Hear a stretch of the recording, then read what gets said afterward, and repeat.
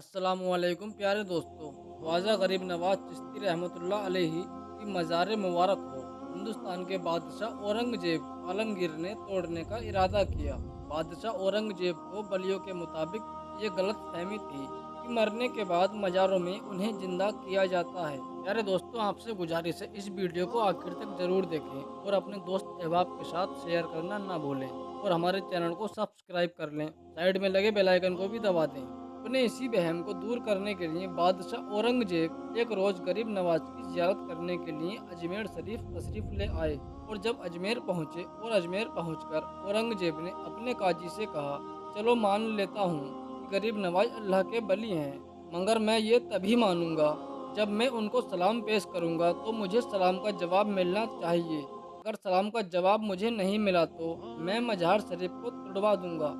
औरंगजेब आलमगीर जब मज़ार पर पहुंचे और वहां पर एक अदना सा शख्स बैठा हुआ था, वो शख्स इंतजार कर रहा था। बादशाह औरंगजेब ने उस शख्स से पूछा, यह शख्स क्या मामला है, तुम यहाँ पर क्यों बैठे हो और तुम परेशान लग रहे हो?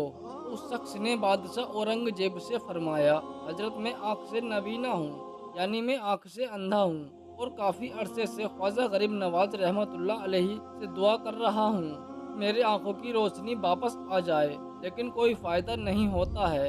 मैं काफ़ी अरसे से यहाँ हाजिरी देता हूँ और रो रो कर दुआ करता हूँ कि अल्लाह ताला अपने इस बली के सदक़े में मेरे आंखों की रोशनी मुझे अता कर दे, मगर आज तक मुझे कोई फ़ायदा नहीं हुआ है, यानी मेरी आज तक कोई हाजिरी और दुआ कबूल नहीं हुई है। बादशाह औरंगजेब ने उस शख्स से कहा, मैं मज़ार पर सलाम पेश करने के लिए जा रहा हूँ और जब मैं वापस आऊँ और तब तक तेरी आंखों की रोशनी तुझे ना मिली तो मैं तलवार से तेरी गर्दन उड़ा दूंगा। इतना सुनना था कि वो अंधा शख्स और ज़्यादा परेशान हो गया और ज़्यादा गमगीन हो गया और वो अंधा शख्स ये सोचने लगा, अब तक तो मेरी आंखों की रोशनी नहीं थी, लेकिन अब मेरे गर्दन की बारी आ गई है। यानी वो अंधा शख्स कहने लगा, अब तक तो मैं उससे परेशान था, मेरी आंखों की रोशनी नहीं है, लेकिन बादशाह ने मेरी गर्दन उड़ाने की बात कही है, यानी अब मेरा बचना बहुत मुश्किल नज़र आ रहा है। फिर उस अंधे शख्स ने ज़ोर ज़ोर से रो रो कर और तड़प तड़प कर ख्वाजा गरीब नवाज से फरियाद करने लगा और जब बादशाह औरंगजेब ने ख्वाजा गरीब नवाज को सलाम पेश किया, यानी जब बादशाह औरंगजेब मज़ार के पास गए और मज़ार के पास जाकर उन्होंने सलाम अर्ज किया तो मज़ार में से कोई जवाब नहीं मिला। जब बादशाह औरंगजेब ने एक मर्तबा सलाम पेश किया तो जवाब नहीं मिला। फिर बादशाह औरंगजेब ने दूसरी मर्तबा सलाम पेश किया, फिर भी सलाम का कोई जवाब नहीं मिलता है।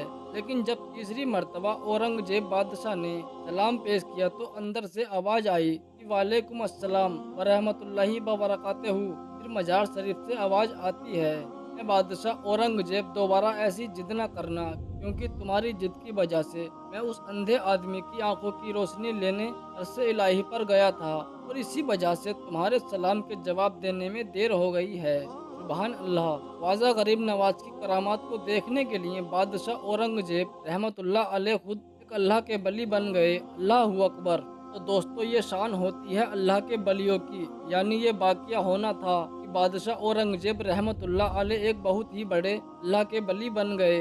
इन्होंने एक किताब लिखी है फतवाए आलमगीर, जो कि इस्लाम के मुताबिक फतवे देती है, जो इस्लाम के कानून को मानती है, जो इस्लाम के कानून को देखकर बनाया गया है। बड़े बड़े मसला मसाइल उसी किताब से हल होते हैं। यारे दोस्तों, जब ख्वाजा गरीब नवाज रहमतुल्लाह अलैहि अजमेर पहुंचकर उस वक्त एक मंदिर था, तो अजमेर का सबसे बड़ा मंदिर था, जो सिर्फ राजा और रानियों की इबादत के लिए खास था। मंदिर के साथ ही एक तालाब था जिसका नाम आना सागर था।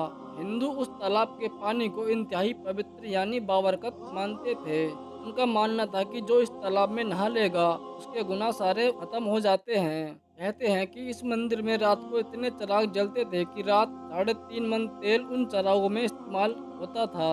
इर्द गिर्द के कई देहात मंदिर के नाम थे, यानी उन देहात की आमदन मंदिर पर खर्च होती थी।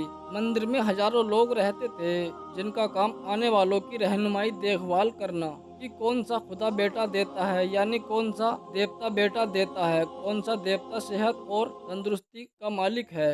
और किस मूर्ति की पूजा से दौलत मेहरबान होती है। ख्वाजा गरीब नवाज रहमतुल्लाह अलैहि उस मंदिर में तशरीफ ले गए और अना सागर से कुछ फासले पर चटाई बिछाकर अपने मुरीदों के साथ बैठ गए। असर का वक्त होना ही चाहता था, लिहाजा आप रहमतुल्लाह अलैहि ताला ने हजरत कुतुबुद्दीन बख्तियार काफी रहमतुल्लाह से अजान देने को कहा। और मेरे प्यारे दोस्तों, कुफ्र शिर्क के गढ़ में अजमेर में अल्लाह की नियत पर मोहम्मद मुस्तफ़ा सल्लल्लाहु ताला अलैहि वसल्लम की रिसालत का पहला ऐलान था। वो लोग इस्लाम से मुकम्मल तौर पर लाइल्म थे। वो नहीं जानते थे कि इस्लाम क्या है। चुनाचे अजान की आवाज़ सुनकर वो लोग हैरान हो गए और अपने अपने घरों से निकलकर बाहर आ गए। तब मुसाफिरों ने अना सागर के पानी से वजू किया और नमाज पढ़ना शुरू कर दिया। सब हिंदू हैरान रह गए कि ये लोग आंगन में किस भगवान को सजदा कर रहे हैं। जब शाम हुई तो राजा के ऊंट जो दिन में चरने के लिए गए हुए थे, वो अपने चरवाहों के साथ वापस इत्तेफाक से जहां हजरत ख्वाजा रहमतुल्लाह अलैहि अपने साथियों के साथ बैठे थे, वो जगह राजा के ऊंट बैठने की थी। चरवाहों ने साहब रहमतुल्लाह अलैहि से कहा, उठो बाबा, ऊँटों के बैठने की जगह है, खाली करो। आप रहमतुल्लाह अलैहि ने कहा, इतना मैदान पड़ा है, ऊँट तो कहीं पर भी बैठ सकते हैं, क्यों मुसाफिरों को तंग करते हो। और वो मुसलसल कहते रहे कि ऊँट तो इसी जगह पर बैठेंगे। आखिरकार उन्होंने बहुत बदतमीजी से कहा, यहाँ राजा के ऊँटों की बैठने की जगह है और इधर राजा के ऊँट ही बैठेंगे और तुम लोग कहीं और जाकर अपना डेरा लगाओ। आखिरकार आप रहमतुल्लाह अलैहि ने उठते हुए हजरत कुतुबुद्दीन बख्तियार काकी रहमतुल्लाह अलैहि से फरमाया, उठो कुतुबुद्दीन, ये कह रहे हैं कि ये ऊँटों के बैठने की जगह है, चलो ऊँट ही बैठे रहें। ये कहकर आप रहमतुल्लाह अलैहि अपने साथियों के साथ वहां से उठ गए। अगली सुबह जब ऊँटों की चराई को ले जाने का वक्त आया और चरवाहों ने ऊँटों को उठाना चाहा, तो उन्हें पता चला कि ऊँट उठने के काबिल ही नहीं हैं। तो उन्होंने उनको मार मार कर जबरदस्ती उन्हें उठाना चाहा, लेकिन वो बैठे ही रहे। चरवाहे परेशान थे कि जो ऊँट उनके एक इशारे पर उठ जाते हैं और बैठ जाते हैं, आज क्या हुआ है, क्यों नहीं उठ रहे हैं। आखिरकार उन सिपाहियों को याद आया कि कल उस मुसाफिर ने कहा था कि चलो ऊँट ही बैठे रहेंगे। तो लोग इकट्ठा होने शुरू हो गए और कोई कह रहा था कि फकीर कोई काबिल जादूगर है और किसी ने ख्याल जाहिर किया कि कोई भगवान का अवतार है। धीरे धीरे बात राजा तक पहुंच गई। एक मुसाफिर फकीर ने राजा के ऊँटों को जादू कर दिया है। एक मुसाफिर फकीर ने राजा के ऊँटों पर जादू कर दिया है। राजा ने ख्वाजा साहब को पैगाम भेजा। राजा ने कहा कि तुम कैसे फकीर हो जो बेजुबानों को बांध कर रखते हो, ये बेचारे भूखे प्यासे मर जाएंगे, इसलिए मेहरबानी करके अपना जादू वापस ले लो। आप रहमतुल्लाह अलैहि ने फरमाया, हम मुसलमान हैं और मुसलमान बद्दुआ नहीं करते और ना ही जादू करते हैं। जाओ, कहो कि जिसके हुक्म से बैठे थे उसी के हुक्म से उठकर खड़े हो जाओ। अब वो लोग जाकर ऊँटों को उठाने लगे तो ऊँट फौरन उठ गए। तो हिंदुओं के दिलों में दिलचस्पी उन मुसाफिरों में बढ़ने लगी। पांचों वक्त अजान होती और नमाज अदा की जाती।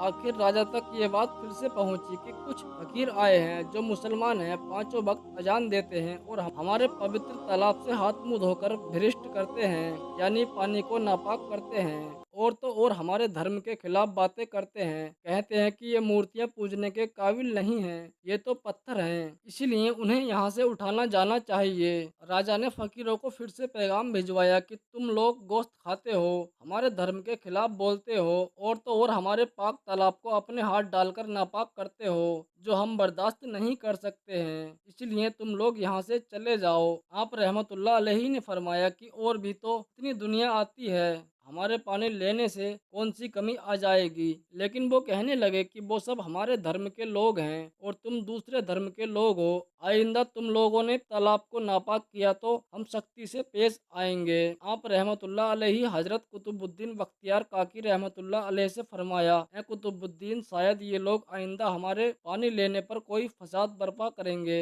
जाओ एक मस्कीजा पानी ले आओ कि जरूरत के वक्त कुछ पानी तो मौजूद हो।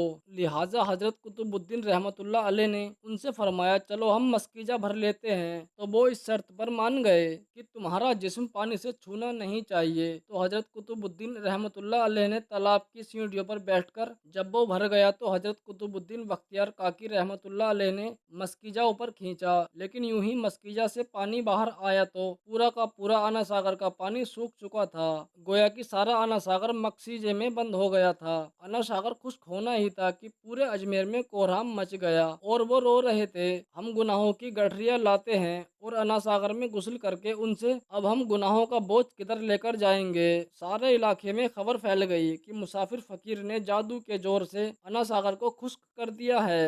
राजा उस नई सूरत हाल से बहुत परेशान था। उसने अपने वजीरों को बुलाया। सबने यही कहा कि फकीर तो कोई जादूगर है या फिर कोई वाकई कामिले फकीर है। साथ ही वो परेशान हुए कि अजमेर की रौनक तो थी, अना सागर के दम से थी और उसी की वजह से लोग दूर दूर से अजमेर आते थे और अपना ईमान ताजा करके लौटते थे। लेकिन अना सागर के खुश्क हो जाने से हिंदू धर्म के प्रचार को बहुत बड़ा झटका लगेगा और ये बहुत बड़ी बात थी। आखिर तय पाया कि फकीर से बात की जाए। आखिर वो चाहता क्या है? अगर उसकी जरूरत खाने की चीजें होंगी तो हम मान लेते हैं, या फिर सब मर्द औरतें और बच्चे जाकर फकीर को खुशामद करो कि लोगों को परेशानी से निजात दिलाओ और हम पर करम करो, हम पाप का बोझ उठाए किधर जाएं और कैसे सुकून पाएं। यह काम ज्यादा आसान था। लिहाजा तमाम लोग बाबा साहब रहमतुल्लाह अलैहि के पास आए और बोले, बाबा तुम भी वजू कर लिया करना, लेकिन भगवान के वास्ते हमारा अना सागर हमें लौटा दो। तो आप हजरत कुतुबुद्दीन बख्तियार काकी रहमतुल्लाह से फरमाया, जाओ कुतुबुद्दीन मकसीजा वापस ले जाओ और तालाब में डाल आओ। जो ही मस्किया तालाब में उल्टा किया, अना सागर किनारों तक उछाल आया। सुभान अल्लाह। प्यारे दोस्तों, हम उम्मीद करते हैं आपको आज का ये हमारा वीडियो वाकया पसंद आया होगा। अगर आपको ये वीडियो पसंद है तो लाइक करें और अपने दोस्तों में शेयर करें। अगर अभी तक आपने हमारे चैनल को सब्सक्राइब नहीं किया है तो सब्सक्राइब कर लें और साथ में लगे बेल आइकन को जरूर दबा दें। मिलते हैं नई कहानी के साथ। अल्लाह हाफिज।